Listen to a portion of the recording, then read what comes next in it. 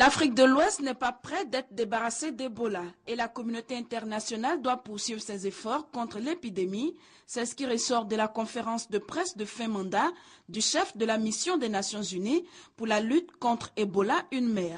Pour Anthony Brandbury, la victoire contre Ebola ne sera possible que grâce à la conjonction des efforts des pays touchés et de la communauté internationale.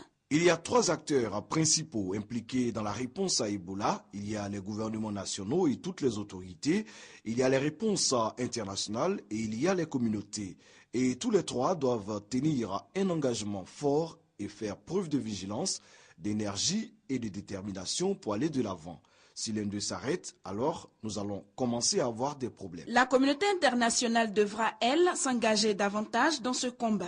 Vu la fragilité des systèmes de santé des pays touchés, a estimé le chef sortant de la mission des Nations Unies pour la lutte contre Ebola. La communauté internationale doit maintenir une vigilance absolue et un engagement fort dans la lutte jusqu'à 42 jours après avoir dépassé 0, ou alors quand l'OMS aura déterminé quand la crise va s'arrêter. Donc oui, c'est une grande inquiétude et nous avons tous une responsabilité de nous assurer que l'énergie, l'engagement et la vigilance restent élevés. Anthony Brandbury, qui avait pris ses fonctions lors de la création de l'UNMER en septembre, a quitté Accra ce samedi, où se trouve le siège de l'organisation.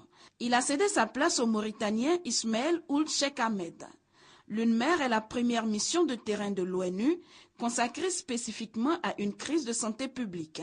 Elle a été créée pour piloter la lutte contre l'épidémie au Libéria, en Sierra Leone et en Guinée. Le nombre de morts dus à l'épidémie de fièvre hémorragique Ebola en Afrique de l'Ouest s'élève à 7 890 sur un total de 20 171 cas enregistrés dans les 3 pays les plus touchés, selon le dernier bilan de l'Organisation mondiale de la santé arrêté au 28 décembre 2014.